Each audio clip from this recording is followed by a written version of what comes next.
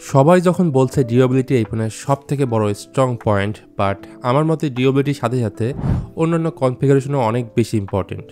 But সেদিক থেকে Oppo A5 Pro অনেকটাই পিছিয়ে আছে। লাইক এই ফোনের ডিসপ্লেটা HD+, প্রসেসরটাও দুর্বল দেওয়া হয়েছে Snapdragon 6S 4G Gen 1। In fact এই ফোনের মধ্যে তারা 3.5mm হেডফোন জ্যাক পর্যন্ত দেয়নি। তাছাড়া দামটাও থাকছে ওভার প্রাইস 23,990 টাকা, যেখানে র্যাম থাকছে 8GB এবং স্টোরেজ 128GB। তারপর এই ফোনটা কারা কিনবেন কারা কিনবেন না সেটা একটু পরে জানতে পারবেন। প্রথমে যদি আমরা এই ফোনটার ডিজাইনের দিকে আসি, ডিজাইন একদমই সাদামাটা। অনেকের কাছে ভালো লাগবে, আবার অনেকের কাছে ভালো নাও লাগতে পারে। তবে যে জিনিসটা ভালো লাগবে এটা ডিউরেবিলিটি।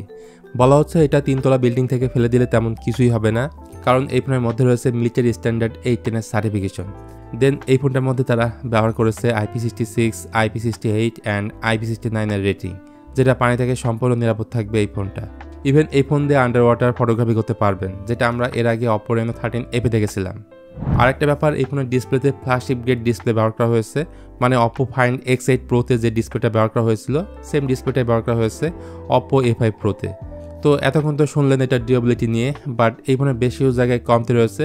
যেমন এই ফোনের মধ্যে দেওয়া হয়নি 3.5mm headphone jack, secondary noise cancellation mic, dual stereo স্পিকারটা থাকলেও সেটা ওই লেভেলের সাউন্ড দিতে পারে না। আর আই ব্লাস্টার সেন্সর আজকাল কম দামের ফোনেও দেখা যায়, সেটাও এই ফোনে দেওয়া হয়নি। এই ফোনটি পাওয়া যাবে দুইটি কালারে, যার মধ্যে থাকছে অলিভ গ্রিন। এর বিশেষত্ব হচ্ছে এর পেছনে ফাইবার গ্লাস লেদার ব্যাগ থাকছে এবং অন্যটি মোকা ব্রাউন। এই ফোনটা আরেকটা জিনিস মোটেও আপনার ভালো লাগবে না, সেটা হচ্ছে ডিসপ্লে। 2025 সালে এসে 24,000 টাকা দিয়ে কেউ HD+ ডিসপ্লে কিনবে বলে আমার মনে হয় না। আর এই জিনিসটা দিয়েছে অপ্পো। এটার ডিসপ্লে সাইজ 6.67 ইঞ্চ, যা মূলত HD+ IPS LCD প্যানেল এবং 90Hz হাই রিফ্রেশ রেট থাকছে। Resolution 1604x720 pixel. ইউটিউবে আপনি ফুল HD ভিডিও স্ট্রিম করতে পারবেন। রয়েছে ওয়াইড L1 লাইসেন্স, এর ফলে ফুল HD ভিডিও নেটফ্লিক্স কিংবা অ্যামাজন প্রাইমে আপনি স্ট্রিম করতে পারবেন। আর চিন বেজাল সেটাও এই বাজেটের ফোনের সাথে যায় না। এটা সর্বোচ্চ পিক ব্রাইটনেস 1000 নিটস পর্যন্ত যেতে পারে। যাই হোক, প্রসেসরটা দিয়েছে একদম বেসিক বা এন্ট্রি লেভেল টাইপের Qualcomm Snapdragon 6S 4G Gen 1, যেটা 11nm আর্কিটেকচারে বিল্ড, এবং জিপি হচ্ছে Adreno 610। বেসিক লেভেলের কাজবাজ এই ফোন থেকে ভালোভাবেই করতে পারবেন। অ্যাপ ওপেন ক্লোজ থেকে শুরু করে মাল্টিটাস্কিং সবকিছু করা যাবে ল্যাগ ফ্রি। র্যাম আছে 8GB এবং স্টোরেজ 128GB। সেই সাথে এই ফোনের স্টোরেজ টাইপ UFS 2.2 এবং র্যাম টাইপ LPDDR4X।